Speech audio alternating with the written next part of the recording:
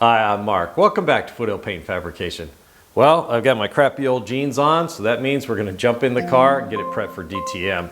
So I think to start off, we've got a lot of uneven seams where they just kind of slapped it together and spot welded it. Some of the spot welds missed, some other welds have popped or they missed too. So I think just to get everything started, we're just going to go in there with a hammer, maybe a little flapper disc and the MIG welder, and just trying to clean up all those we can. And then we're going to get serious about prepping that sheet metal for DTM. So let's get in there and get dirty. All right, guys, here's kind of what I'm talking about. That weld right there didn't take, and you can see the sheet metal is kind of bowed up right there. So we're going to hammer all that down, get it tacked back down. We've got some, I don't know, booger welds over here from the factory. So those need to be cleaned up. Some of that stuff needs to be tapped down. So that's kind of what we're going to be doing all along these seams. I want to tap them down nice and tight. And so when we're running the seam sealer and everything else, it's good to go. So let me put the camera down and we'll get to work on some of this. All right, let's start off with this one here.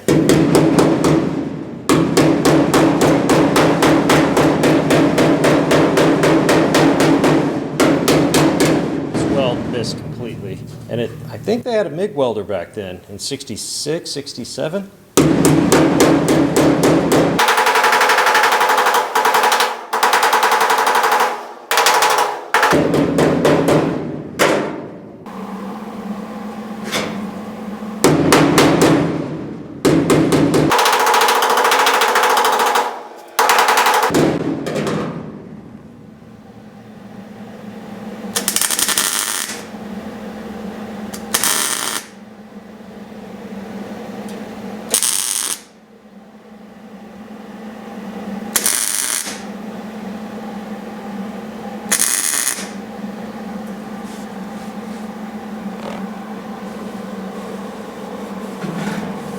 All right, that looks pretty good.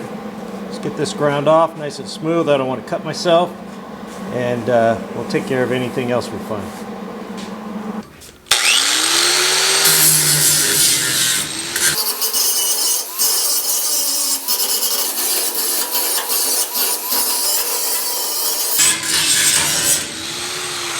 All right, these welds are poked out here pretty bad. They're really blobbed on here. I think I'm just going to use a burr tool to try to knock the top off. Can't really get the flapper disc in here very well, so let's see what we can do.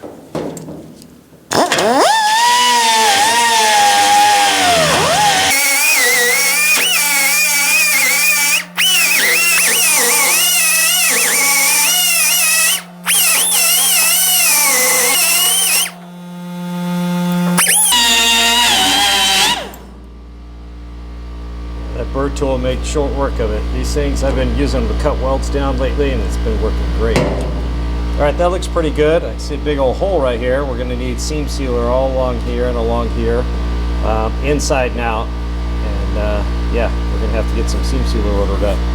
Let me go ahead and tap some around here. We'll get this cleaned up real nice and then we're gonna move on. All right, as we go along, anywhere I find a sheet metal screw hole that I'm gonna be reusing, you know how they're kind of erupted from the screw pulling on it. I want to tap those down just a little bit. Kind of squish that sheet metal back down inside the hole. What that does is it helps that screw bite once again once you put the factory right size screw back in there.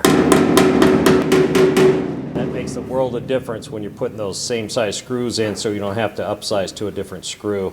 And I'll do that all over the car. I don't know if you guys can make out, but these spot welds right here were so hot, they flared up kind of hot molten metal. It's very sharp right there. So we're going to make sure we go through and get all those as well.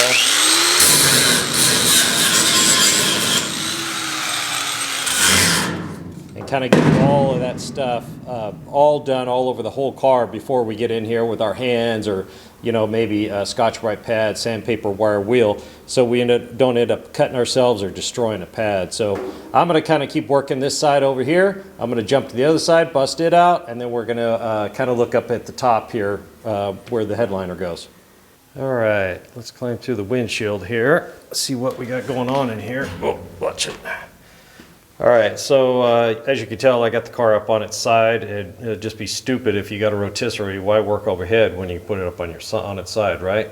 So it actually looks pretty good in here. I mean, at the top of the car, I mean, they stripped it really nice, and it really came out well. So all we have to do is basically do a little preliminary work before we get started. I see some sheet metal right here.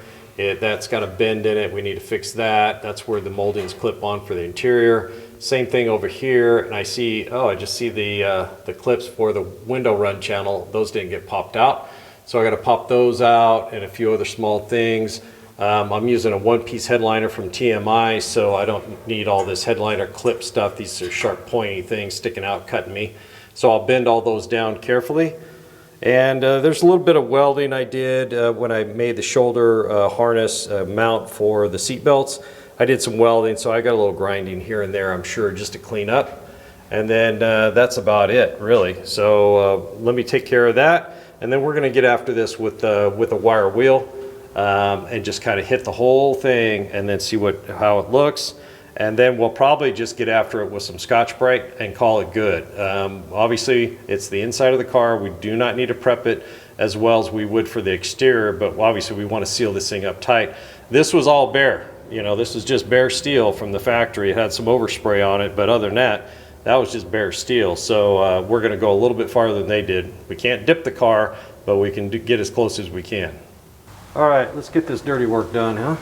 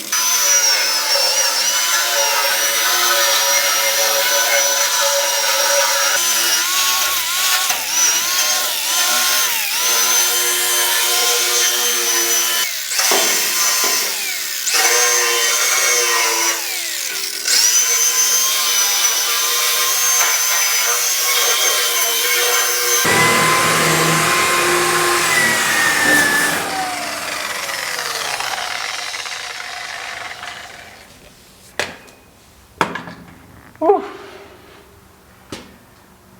That is not fun. Well, we can't neglect the trunk, can we?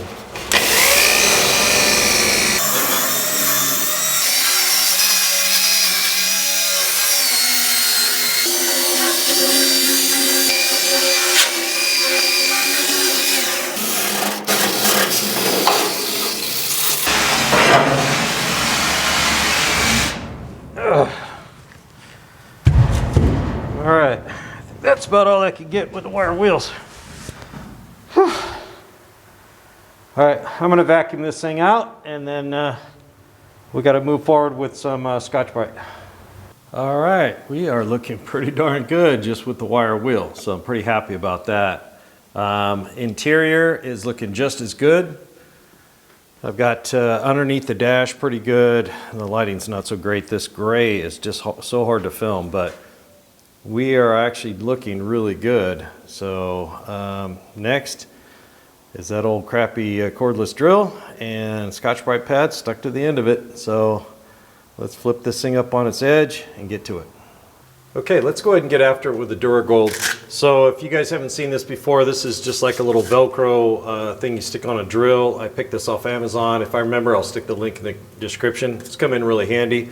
It doesn't really Velcro super tight to the Scotch-Brite pad, or in this case, they're Duragolds. These are SP744 Duragold. This is about 150 grit, so they're pretty aggressive, but it works really well. So it really saves your hands and your elbows.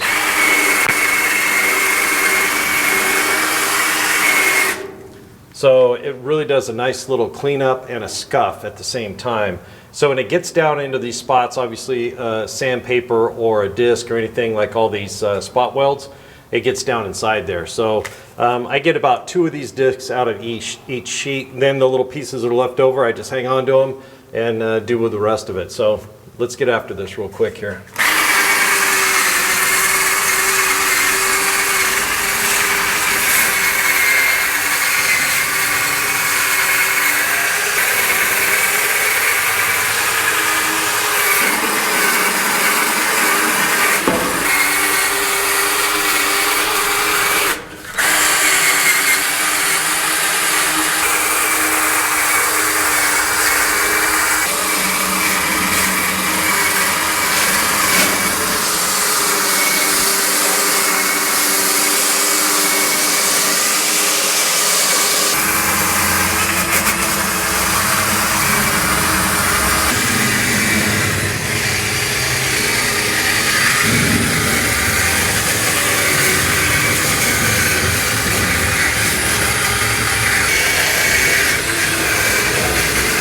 All right guys, I just put my head down and went for it. So I think I burned up my drill.